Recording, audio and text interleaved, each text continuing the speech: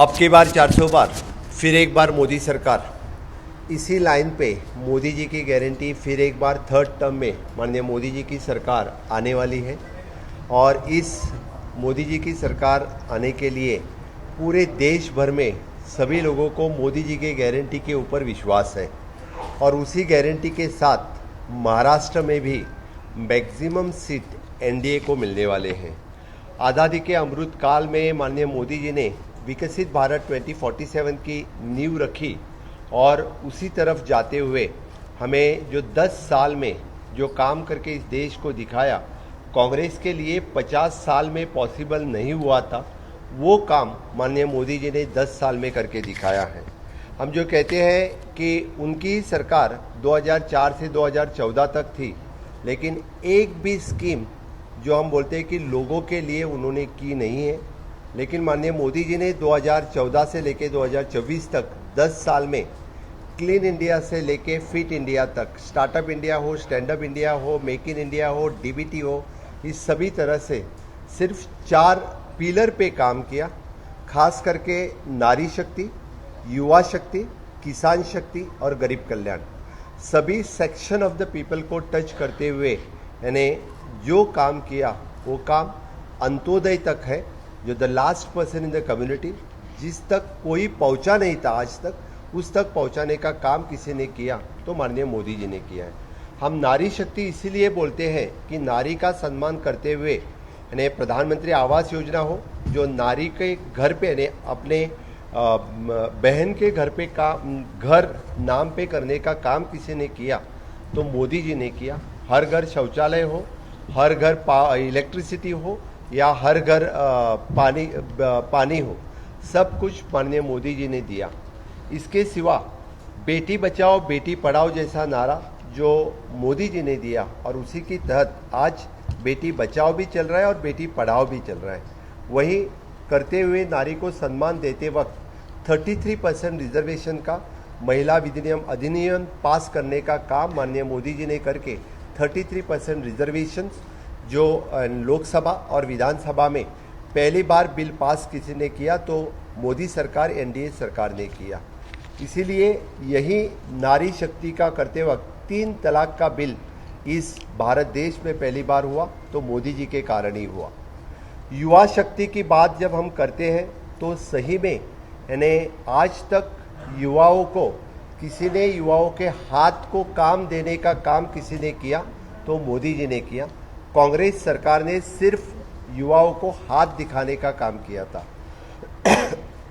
2014 में the first time the skill development ministry form करके the skilling, reskilling, upskilling के अंतर्गत द स्किल डेवलपमेंट में ढेर सारे अपने देश में PMKVY 1, PMKVY 2, PMKVY 3 प्रधानमंत्री कौशल्य योजना जो स्टार्ट की, उसी अंतर्गत यानी हम बोलते हैं कि हर एक को स्किल्ड करने का काम माननीय मोदी जी के कार्यकाल में हुआ।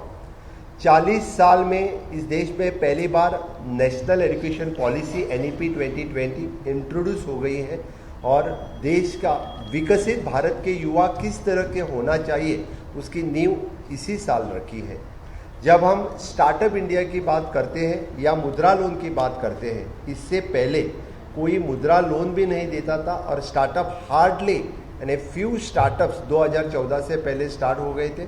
आज स्टार्टअप इंडिया के अंतर्गत यानी ढेर सारे स्टार्टअप स्टार्ट हो गए हैं और कितने सारे यानी जॉब क्रिएशन स्टार्टअप इंडिया के अंतर्गत हो गई है।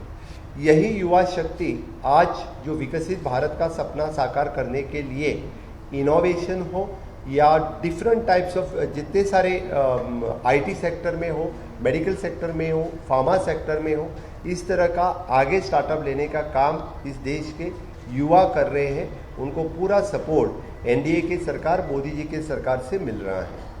द थर्ड, जब हम बात करते हैं कि किसान शक्ति की, तो पहली बार इस देश में किसान का सम्मान किसी ने बढ़ाया तो माननीय मोदी जी ने बढ़ाया। किसान सम्मान निधि देके, किसान क्रेडिट कार्ड देके, किसान फसल बीमा योजना देके मोदी जी के कार्यकाल में किसी को डायरेक्टली, चाहे वो किसान हो, दूध वाला हो, मछुआरा हो, उसको क्रेडिट कार्ड किसी को मिला तो मोदी जी के कार्यकाल के मिला और गारंटी के ऊपर वही मोदी जी की गारंटी के ऊपर आज उसको किसान क्रेडिट कार्ड मिल रहा है और वही किसान आज अन्नदाता बन के ऊपर आया है। The fourth one which is an गरीब कल्याण की हम जब बात करते हैं तो मोदी जी के कार्यकाल में मोर देन 25,000 करोड़ पीपल जो उसके गरीबी से ऊपर आने का काम किसी ने किया। One nation one ration card के अंतर्गत मोदी जी ने 5 किलो मिनिमम यानी मिनिमम ध्यान देने का काम जो किसी ने किया तो माननीय मोदी जी के कार्यकाल में वन नेशन वन रेशन के अंतर्गत किया है। इसलिए मुझे लगता है कि इस 4 पिलर के ऊपर मोदी जी ने हमेशा के लिए काम किया है। कांग्रेस ने इस देश में सिर्फ जात और धर्म के ऊपर बंटवारा करके वोटिंग मिलाने का काम किया था, इस देश का विकास कभी नहीं किया था। आपने उनकी 50 साल और मोदी जी की 10 साल कंपेयर किया तो आपको पता चलेगा the infrastructure development created in Modi ji 10 years कार्यकाल में और उनके 50 साल के कार्यकाल में you can compare for the any infrastructure, चाहे आप द सिंपल यानी एयरपोर्ट इस देश में ओनली 75 एयरपोर्ट यानी हम 2014 तक इस देश में थे, उनकी संख्या बढ़ के आज it is more than 174। For example the medical colleges इस देश में 374 मेडिकल कॉलेजेस थे, आज 786 मेडिकल कॉलेजेस इस देश में हो गए हैं। 7 AIMs थे, आज 23 AIMs इस देश में हो गए। एवरी इंफ्रास्ट्रक्चर, इसीलिए मैं बोल रहा हूँ कि उनको जो 50 साल में नहीं हो सका वो कार्यकाल मोदी जी ने उसके कार्यकाल में हर सेक्टर में डबल हो गया है। इसी के ऊपर काम करते वक्त इनके माननीय मोदी जी के 3rd टर्म में माननीय मोदी जी ने जो गारंटी दी है वो गरीब परिवार के लिए गारंटी दी है और नेक्स्ट 5 इयर्स में जब हम बोलते हैं कि PM गरीब कल्याण अन्न योजना उसी तहत चालू रहेगी, वही गरीब कल्याण योजना आगे भी बढ़ेगी। It is an continue providing for the free quality of the health care. प्रधानमंत्री आयुष्मान कार्ड 2014 से पहले इस देश में हेल्थ इंश्योरेंस नाम की कोई चीज़ नहीं थी। आज 5 लाख रुपए का health insurance for the each और जो BPL कार्ड होल्डर है इसको 5 लाख इंश्योरेंस कार्ड फ्री में दिया। किसी भी अस्पताल में प्राइवेट सेक्टर में 5 लाख इंश्योरेंस कार्ड फ्री मिल रहा है। वही आयुष्मान भारत कार्ड हर एक सीनियर सिटीजन के लिए यानी फ्री ऑफ कॉस्ट मिल जाएगा, वो स्ट्रेंथन कर दिया है। नाउ द मोदी जी की गारंटी है zero electricity bill under PM सूर्यग्रह मुफ्त बीमा बिजली योजना के अंतर्गत फ्री बिजली देने का काम BPL कार्ड होल्डर को, यानी ये स्कीम इस बार के 3rd टर्म में माननीय मोदी जी ने गारंटी दी है। हम जब लखपति दीदी की बात करते हैं, इस देश में महिला सशक्तिकरण जितना नहीं हुआ था इस कार्यकाल में महिला सशक्तिकरण हुआ है। Under the rural development agencies rural development ministry के अंतर्गत पहली बार यानी सेल्फ हेल्प ग्रुप को स्ट्रेंथन कर दिया है, उनको स्किलिंग रीस्किलिंग की बात हो गई है और 1 करोड़ लखपति दीदी आज तक हो गई है। सेल्फ हेल्प ग्रुप के अंतर्गत उनको 1 लाख रुपए तक यानी with the 1% rate of interest पे जो क्रेडिट देने की मोदी जी के गारंटी के ऊपर क्रेडिट दी जाती है, वो 3 करोड़ तक लेके जाने की बात आज हम कर रहे हैं। It is an integrated women sector service sector enhance करने के लिए सेल्फ हेल्प ग्रुप का काम बहुत तेज़ी से आगे लेने का काम इस कार्यकाल में होगा। Facilitating the participation of the women in the work force, इसकी भी मोदी जी ने गारंटी दी है। Ensuring the women's health and wellbeing करने के लिए खास करके इसके ऊपर एक्सपेडाइट करते हुए एनीमिया हो, ब्रेस्ट कैंसर हो, सर्वाइकल कैंसर हो, ऑस्टियोपोरोसिस हो, उनके हेल्थ के ऊपर ज़्यादा ध्यान देने का काम वही नारी सशक्तिकरण के अंतर्गत हो जाएगा। इम्प्लीमेंटेशन ऑफ द नारी शक्ति वंदन अधिनियम बिल इस कार्यकाल में होगा। 33% रिजर्वेशन सबको इस महिलाओं को इस कार्यकाल में मिलेगा। Ayushman Bharat for the senior citizen उसको और स्ट्रेंथन किया जाएगा। Delivery of the government services to the doorstep, जो हम बोलते हैं कि सरकार अपलादारी, इस कार्यक्रम को और मोर स्ट्रेंथन करके सबको देने का काम माननीय मोदी जी की गारंटी है। मोदी जी की गारंटी किसान सम्मान के प्रति है। स्ट्रेंथनिंग ऑफ द पीएम किसान, 6,000 रुपीज़ पर ईयर एनुअली किसान को सम्मान निधि देने का काम मोदी जी ने किया है। पीएम फसल बीमा योजना इस साल की मोदी जी की गारंटी है। और increase in the minimum support price, हर किसान को मिनिमम सपोर्ट प्राइस मिलना चाहिए, ये माननीय मोदी जी की गारंटी है। कृषि इंफ्रास्ट्रक्चर मिशन, जिसके ऊपर आज तक किसी ने ध्यान नहीं दिया था, ये इंफ्रास्ट्रक्चर बिल्टअप करने का काम माननीय मोदी जी ने किया है। It is expanding of the irrigation facilities for the farmers, हर राज्य में करने के लिए स्पेशल इंफ्रास्ट्रक्चर क्रिएट करने का काम ही इस बार की सरकार में होगा। मोदी जी की गारंटी श्रमिक सम्मान के लिए भी है और for the national floor wages के मिनिमम पीरियोडिक रिव्यू रहेगा। आज तक जिनके मिनिमम वेजेस रिव्यू नहीं होते थे, उस सभी वर्कफोर्स के लिए जो पहले MSMEs और बाकी में काम करते हैं, उनका पीरियोडिक रिव्यू जो वर्कफोर्स के लिए देना चाहिए वो रहेगा। And this will include even though the taxi, truck drivers, auto drivers, इनके लिए ऑल द सोशल सेक्टर्स के सभी स्कीम्स केंद्र सरकार के इसके अंतर्गत आ जाएंगे। मोदी जी की guarantee it is for the small traders and also for the Vishwakarmas, इनके लिए है। It is an one district one product के अंतर्गत मोदी जी ने गारंटी दी है कि उनको प्रमोट करने के लिए यानी इस टेन्यूर में माननीय मोदी जी के हमारे जो जाहिरनामा प्रसिद्ध हुआ है इनमें दिया है। आज तक नेशनल सिक्योरिटी के ऊपर जितनी भर नहीं दी जाती थी, इस 10 साल में दिया है। और भी robust infrastructure along the border create करने के लिए, चाहे वो रेल हो, टेलीकॉम हो, ऑप्टिकल, सब तरह का इंफ्रास्ट्रक्चर जो बॉर्डर फोर्सेस पे तैयार करने का काम और ज़्यादा तेज़ी से इस कार्यकाल में होगा। The implementation of the CAA citizen amendment act, इस कार्यकाल में जो बिल पास हुआ है वो इम्प्लीमेंटेशन करने का काम इस कार्यकाल में होगा। देश की इकोनॉमी जो 11 नंबर पे थी, जो 5 नंबर पे इस दूसरे कार्यकाल में पहुंची थी, उसको 3rd नंबर पे पहुंचाने का काम मोदी जी के तीसरे टर्म में हो जाएगा। That is expanding the employment opportunities for the youth, जो डिफरेंट सेक्टर्स में करने का काम, इसके ऊपर ज़्यादा ध्यान दिया जाएगा। Global manufacturing hub for the making Bharat as for the global electronic and manufacturing hub in 2030 तक ग्लोबल एक मैन्युफैक्चरिंग हब करने का काम इस कार्यकाल में होगा। मोदी जी की guarantee for the good governance कहते वक्त bringing of the uniform civil code and making of the one nation one election, this will be the highlight इस बार के टेन्यूर में रहेगा। जो हम जैसे बोलते हैं कि वन नेशन वन इलेक्शन हो या यूनिफॉर्म सिविल कोड, इस कार्यकाल में इम्प्लीमेंट किया जाएगा। मोदी जी की गारंटी है which is again the quality education.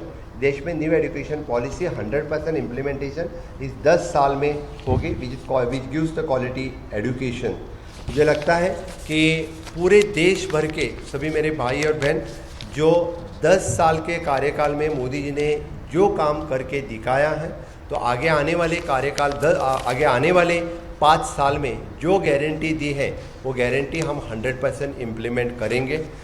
जिस कांग्रेस के पास आज ना लीडर ना लीडरशिप, ना उनके अभी जो इंडिया अलायंस जो है इनके पास ना कोई लीडर है ना कोई लीडरशिप है, तो लोगों को पता चला है आज इस देश को कोई लीडरशिप या देश को world level 3rd level economy पे लेके जा सकता है तो ओनली और ओनली मोदी जी। आपके सभी के माध्यम से मैं महाराष्ट्र की पूरी जनता को आह्वान करता हूँ, सभी लोग मोदी जी के साथ में रहें, मोदी जी को वोट करें, मैक्सिमम सीट लोकसभा के एनडीए को मिले, यही मैं आपकी सभी की तरफ से महाराष्ट्र के लोगों को आव्हान करता हूँ। मी परत एकदा महाराष्ट्रातील सगळ्या लोकांना आव्हान करतो की आजच्या माझ्या प्रेस कॉन्फरन्सच्या माध्यमातून आपल्या सगळ्या महाराष्ट्रातील माझ्या सगळ्या पत्रकार मित्रांच्या माध्यमातून मी सांगू इच्छितो की महाराष्ट्रातील जनतेला मोदीजीच्या गॅरंटीवरती विश्वास ठेवा आणि मोदीजीची गॅरंटी अशी गॅरंटी आहे ती पूर्ण होणारी गॅरंटी आहे। आजपर्यंत कोणी गॅरंटी दिली नव्हती, त्या पद्धतीची मोदीजीने गॅरंटी देऊन ती इम्प्लिमेंट पण केलेली आहे आणि 10 वर्षामध्ये मोदीजींचा आत्ता दाखवलेला टेलर आहे, ॲक्च्युअल पिक्चर आत्ता सुरू होणार आहे. त्यामुळे तिसऱ्या टेन्युअरमध्ये जी पिक्चर सुरू होणार आहे त्यासाठी परत एकदा सगळ्यांना आवाहन करतो की मोठ्या मताधिक्यानं मोदीजींना प्रधानमंत्री होण्यासाठी आपल्या सगळ्यांच्या सहकार्याची अपेक्षा आहे, सहकार्याची गरज आहे. महाराष्ट्रातील सगळे लोक सहकार्य करेल एवढी मी अपेक्षा व्यक्त करतो. मनीष प्रमोदजी, हे मुंबई गोवा जो हायवे होता त्याच्यावरून वातावरण होता, सेम स्थिती गोव्यामध्येही त्या हायवेवर होतो आणि नागपूर गोवा रोड कॉर्पोरेशनने काही बेनिफिट्स केले. मुंबई गोवा जो हायवे आहे थोडासा कोकणामध्ये इनकम्प्लीट राहिलेला आहे. त्याचं काम सुरू आहे. बिकॉज ऑफ द कॉन्ट्रॅक्टर तो कंप्लीट नाही होऊ शकला. गोव्यातील हायवेचा फक्त एक पॅच जो घेतला होता त्यातला राहिलेला आहे. पण या 2 वर्षाच्या टेन्युअरमध्ये गोव्यातील पूर्णतः म्हणजे पत्रादेवीपासून पोळ्यापर्यंत गोव्याच्या वन बॉर्डर नॉर्थपासून साऊथपर्यंत हा रस्ता 2 वर्षामध्ये पूर्ण होईल. प्रमोदजी, जो सर्वे आहे सीएम साहब सीएम साहब मेरा ये कहना है कि आपने इतनी उपलब्धियां गिनाई अपनी सरकार की. कल कांग्रेस अध्यक्ष खड़गे नागपुर में थे. उन्होंने कहा कि अगर देखा जाए तो अभी कांग्रेस एक बात पर और विपक्ष पूरी इस बात पर ज्यादा ध्यान दे रहा है कि संविधान जो है वो निश्चित रूप से बदला जाने वाला है. अगर अगली इस बार मोदी सरकार आती है तो संविधान बदला जाएगा और इस देश में कभी चुनाव भी नहीं होंगे. साथ ही मोदी की तुलना पुतिन से भी की जा रही है, मतलब एक तानाशाह के रूप में भी मोदी जी को कहा जा रहा है. तो आप क्या कहते हैं? मैं पहले खड़गे जी का निषेध करता हूं क्योंकि अननेसेसरी लोगों के मन में एक भय निर्माण क्रिएट करने का कर रहे हैं. कॉन्स्टिट्यूशन इस देश का कोई बदल नहीं रहा है. इस कॉन्स्टिट्यूशन के ऊपर जिस तरह से देश आगे जा रहा है वही तो एक्चुअली हम जो बोल रहे हैं कि सर्वधर्म समभाव से हम जो आगे जा रहे हैं उसी कॉन्स्टिट्यूशन की तरफ यानी देश आगे की ओर जा रहा है. सर, आपने बहुत सारी गारंटी के बारे में, आपने मोदी जी के बारे में कहा है, पर वो जो महिला कायदा है अभी तक केंद्र सरकार केंद्र में अटका पड़ा है, ये कायदा अभी तक का पास नहीं हुआ, इसके लिए आप क्या कहते हैं? दोनों महिला आप 33% रिजर्वेशन की बात कर रहे हैं या जो महिला कायदा है अभी तक का पास नहीं हुआ, शक्ति कायदा था महिला का, अभी तक केंद्र राज्य में का। अटका पड़ा है, वो कायदा पास नहीं हुआ है, इसके बारे में क्या? आप कौन से कायदे के बारे में बात कर रहे हैं? महिलाओं पर अत्याचार होते हैं, वो कायदा अभी तक का पास नहीं हुआ है. नहीं, ऐसा कोई कायदा अभी तक अब एट प्रेजेंट अल्सो यानी महिलाओं के लिए महिलाओं के ऊपर अत्याचार जो होते हैं उसके लिए अलग कायदा केंद्र में भी है और राज्य में भी कुछ उनके अलग अलग से उसके ऊपर अमेंडमेंट हो गए हैं. ऐसा कोई नहीं है. सर, बहुत से सर्वे आ रहे हैं अभी. एक बहुत बड़े समाचार पत्र का समूह का सर्वे है कि जिसमें महाराष्ट्र में सिर्फ 9 सीटें एनडीए को बता रही है. आपके क्या विचार है, क्योंकि ये सर्वे थोड़े से नकारात्मक है एनडीए के लिए? मुझे लगता है कि कौन से सर्वे आप किसके लिए सर्वे कर रहे हैं मुझे पता नहीं है, लेकिन मैं तो खुद महाराष्ट्र में हर एक जगह से मैं कनेक्टेड हूँ. लेकिन मैं तो बोलता हूँ कि approximately the 40 seats will get for the NDA. ताई चलो आप सांगा बोला. वन नेशन वन इलेक्शन हे मोदीजी म्हणतात की आपण देशात राहावं, पण देशातले खूप सारे बुद्धिजीवी आहेत की जे म्हणतात त्यांनी हा विरोध केलेला आहे की वन नेशन आणि वन इलेक्शन हे नको आहे. मोदीजी ज्या पण योजना राबवतात ते भारतीय नागरिकांना विचारत का नाही की मी ही योजना बनवते. अग्निवीर सारख्या योजनेला भरपूर विरोध झाला आणि त्यांना हे सुद्धा म्हटलं अग्निवीरसाठी की तुमच्यावर एकही केस दाखल असेल तर तुम्ही या योजनेत सहभागी नाही होणार. तसंच वन नेशन वन इलेक्शन कोणी मागितलं आहे? मोदीजींनी पहिले देशाच्या नागरिकांची राय घ्यायची, नंतर हा निर्णय घ्यायचा असं मला वाटतं. वन नेशन वन इलेक्शन ह्याच्यासाठी कमिटी एस्टॅब्लिश झालेली आहे. कमिटीने हा रिपोर्ट सबमिट केलेला आहे आणि आमच्या अजेंडावरती आहे की वन नेशन वन इलेक्शन आम्ही पास करू. तेव्हा वन नेशन वन इलेक्शन सगळ्या असेंब्लीमधून पण पास होणार आहे आणि त्यानंतरच तो इम्प्लिमेंट होणार आहे. नक्कीच आमच्या अजेंडावरती आहे, कारण देशाच्या हितासाठी आपण जसं म्हणतोय की केवढा इलेक्शन्समध्ये मोठ्या प्रमाणामध्ये वेळ पैसा आणि त्याच कारणाने नंतर इट इज फॉर द डेव्हलपमेंटसाठी जो वेळ वाया जातो त्यासाठी वन नेशन वन इलेक्शन होणं गरजेचं आहे. देशाच्या हितासाठी गरजेचं आहे, म्हणून वन नेशन वन इलेक्शन व्हायला पाहिजे. मनीष डॉक्टर साहेब, काल जो जाहीरनामा आला पक्षाचा त्याच्यावर सगळं दिलं आहे, पेट्रोलियम पदार्थ जीएसटीच्या अंडर आणणार आहे का दुसऱ्या टर्ममध्ये? आत्ता आमचा जो जाहीरनामा प्रसिद्ध केलेला हा आमच्या सेंट्रल टीमने केलेला आहे, त्याच्यावरती अजून आत्ता म्हणजे त्यामध्ये भाष्य केलेलं नाही आहे, एवढी गोष्ट खरी आहे. आणि याला माझा प्रश्न आहे, कारण केंद्रीय अर्थमंत्री नेहमी म्हणतात की राज्यांचा विरोध असतो, आपण इथे राज्याचे मुख्यमंत्री आहे. वेगवेगळ्या GSTच्या मीटिंगमध्ये मी पण बघतो की वेगवेगळ्या लोकांची त्याच्यावरती वेगवेगळी मतं आहेत. सगळेजण एकत्र जर आले त्या विषयावरती तरच होऊ शकते. तो विषय आत्ता म्हणजे तो it will decided in the GST council. Pramodji, माझा एक प्रश्न आहे. पश्चिम महाराष्ट्रात खूप संबंध चाललेला राहिलेला आहे. इथे राष्ट्रवादी दोन याच्यामध्ये डिवाईड झालेले आहे. काय वाटतं तुम्हाला पश्चिम महाराष्ट्रामध्ये महाविकास आघाडी समोर आहे की नाही? पश्चिम महाराष्ट्रामध्ये पण NDAचे सगळे सीट्स जे आहेत, मग शिंदे सेने गटाचे असेल, अजित पवार गटांचे असेल आणि भारतीय जनता पार्टीचे सगळ्याचे सगळे सीट त्या ठिकाणी निवडून येतात. कारण मी स्वतः कोकणामध्ये आणि बाकी पश्चिम महाराष्ट्रात वेगवेगळ्या सीटवरती मी स्वतः प्रवास केलेला आहे. 100% NDAचे सीट्स तिथे निवडून येतात. सीएम साहब, मेरे दो सवाल है. क्या तो मल्लिकार्जुन खड़गे जी ने कहा नागपुर में कि कांग्रेस में 275, मोदी का है. दूसरा सवाल है कि उन्होंने ये कहा है कि घोषणा पत्र जिसको उन्होंने न्याय पत्र का नाम दिया, उसका ऐसा साफ तौर पर कहना है कि 50% आरक्षण की सीमा बढ़ाई जाएगी. दूसरा 30 लाख सरकारी जो नौकरियां पेंडिंग है उसको भरा जाएगा. खरगे जी क्या कहते हैं उसके ऊपर मुझे पता नहीं है, लेकिन मैं एक बात निश्चित रूप से आपको कहूं कि मोदी जी इस बार 400 पार 100% कर रहे हैं. ये मेरा विश्वास है, ये मेरा ही नहीं देशवासियों का विश्वास है. हर जगह से पहली बार साउथ इंडिया में इतना बड़ा रिस्पांस मोदी जी को मिल रहा है, NDA को मिल रहा है. तो 100% साउथ इंडिया में कहाँ हमारा ओपनिंग नहीं हुआ था, वहाँ पे केरल जैसे राज्य में हमारी ओपनिंग हो रही है, वो बड़ी बात है. इसीलिए मैं बोल रहा हूँ कि 100% हमें मिल रही है. रही बात की नौकरियों की, तो गवर्नमेंट ऑफ इंडिया ने जितने सारे पोस्ट भरने चाहिए थे वो पोस्ट भरे हैं. कुछ पोस्ट रहे होंगे, हमारे तीसरे कार्यकाल में वो पूरे करेंगे. खरगे जी को आने की कोई ज़रूरत नहीं पड़ेगी पोस्ट भरने के लिए, मोदी जी ही पोस्ट पूरे भरेंगे.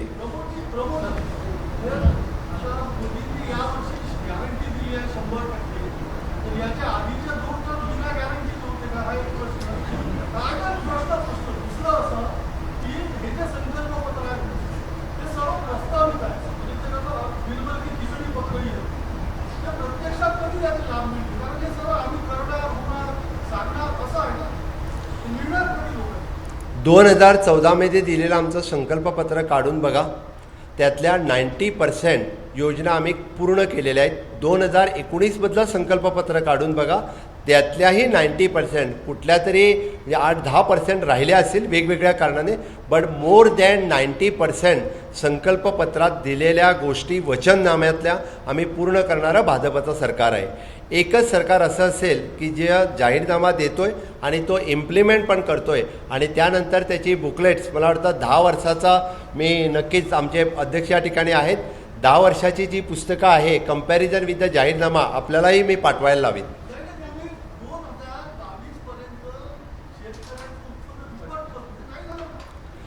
शेतकऱ्यांचं उत्पन्न जो शेतकरी ज्याला आपण म्हणतोय की इंटिग्रेटेड फार्मिंगने ज्या पद्धतीने पुढे आलेला आहे त्याचा नक्कीच त्या तुम्ही कंपॅरिझन 2004 ते 14 आणि 2014 ते 24 करून बघा, तुम्हाला शेतकऱ्याचं उत्पन्न शेतकऱ्याला कशा पद्धतीने सपोर्ट केलेला आहे ते समजेल. पण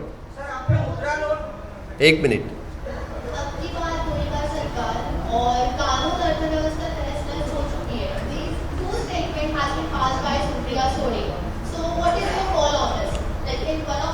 once again अबकी बार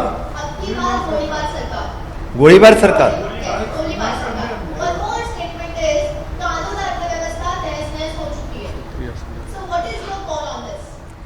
सुप्रिया सुळे मुझे लगता है कि थोड़ी सी उनके घर के झगड़े में ही फंसी हुई है, इसलिए वो क्या बोलती हैं उसको खुद को समझ में नहीं आ रहा है. मुझे लगता है कि the Modi ji governance is an जो विकास की राजनीति करती है, आज तक यानी कौन सी भी इस तरह की चीज़ करने की ज़रूरत नहीं पड़ी है. The Modi ji has focused on the Viksit Bharat 2047. विरोधकांनी जाहीरनाम्याला जुमलेबाजी असं म्हटलेलं आहे कालच्या प्रचार सभेमध्ये. विरोधक शेवटी त्यांना जेव्हा जाहीरनामा भारतीय जनता पार्टीने दिलेला आहे तो इम्प्लिमेंट केलेला त्यांनी बघितलेला आहे, त्यामुळे आत्ताचा जाहीरनामा पण लोकांना खूप आवडलेला आहे, त्यामुळे ते जुमलाच म्हणणार, कारण तो त्यांचा प्रश्न आहे. पण public has given a good response for the वचननामा is published by Bharatiya Janata party. Bhajap संपला आहे. Second last. वॉरंटीशिवाय गॅरंटी देणारे मोदी राहिले असं अमित पाटकर यांनी बोलले. फक्त मत घेण्यासाठी हा अमित पाटकर म्हणजे कोण, गोव्यातला? तो काय बोलतोय त्याला तिथंच माहिती आहे. तिथं गोव्यात सांगू, महाराष्ट्र एवढा मोठा आहे, महाराष्ट्रातलेच विचारा.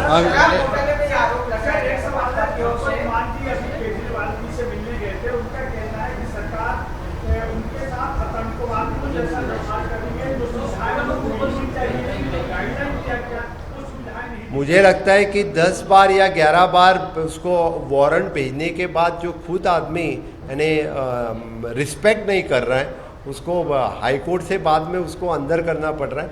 उसने खुद तो पहले रिस्पेक्ट करना सीखना चाहिए. उसको वारंट कितनी बार निकाला.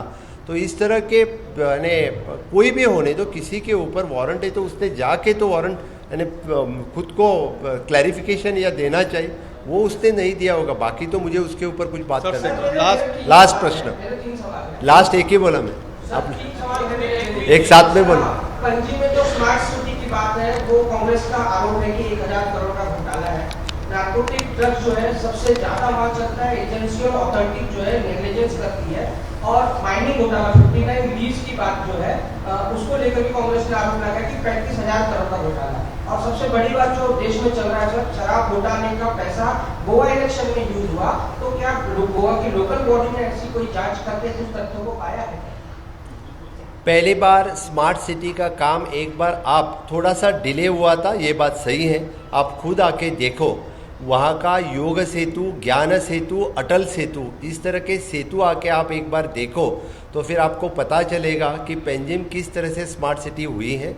और अभी तो रिसेंटली जो वहाँ पे सर्वे हुआ उससे the urban development ministry has given additional 100 crore of rupees for the smart city project. इसी तरह से थोड़ा सा डिले हुआ था, मैं मान्य करता हूँ, लेकिन घोटाला कुछ भी हुआ नहीं है. ऊपर से घोटाला होता तो उसको 100 करोड़ और नहीं देते थे. That is one. दूसरा सवाल आपका क्या था? माइनिंग घोटाला. तो माइनिंग घोटाले की बात चल रही थी 2012 में, जब वहाँ पे कांग्रेस की सरकार थी. 2012 के बाद भारतीय जनता पार्टी की सरकार आ गई है. सुप्रीम कोर्ट के गाइडलाइंस के ऊपर ही आज माइनिंग फिर से एक बार स्टार्ट हो चुका है. And already the 3 mining लीजेस has allocated और 5 माइनिंग लीजेस का ऑक्शन हो चुका है.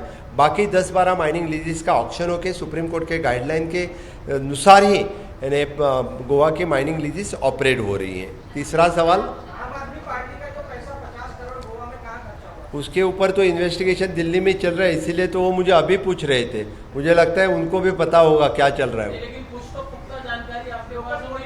वो तो ईडी और सीबीआई वो ले रहे हैं, मुझे जानकारी लेने की कोई ज़रूरत नहीं है. बिल्कुल नहीं है. मैं कभी कभी बता देता हूँ, कौन से भी स्टेट में ड्रग्स पकड़ा गया तो उसको लिंक करते हैं कि ये गोवा में जाने वाला था, इसलिए उसको ज़्यादातर ये जैसे कहीं पे भी, मैं स्पेसिफिकली नाम नहीं लेता हूँ, नाम लिया तो बाद में आप मुझे ब्लेम करने लगोगे. किसी भी स्टेट्स में समझो ड्रग्स पकड़ा है, ये गोवा में जाने वाला. क्या गोवा क्या मार्केट है क्या? मैं बोलता हूँ कि जब से मैं सीएम बना हूँ 2019 से लेकर आज तक यानी 100% हमारे एंटी नारकोटिक सेल बहुत बड़ा काम कर रही है. और बहुत बड़े ड्रग्स जो एंटर हो रहे थे यानी ज़्यादा से ज़्यादा 3 करोड़ से ज़्यादा भी ड्रग्स हर बार पकड़े गए हैं. We are not giving any opportunities for any drug peddlers to enter into the state. Thank you. ABP Majha, उघडा डोळे बघा नीट.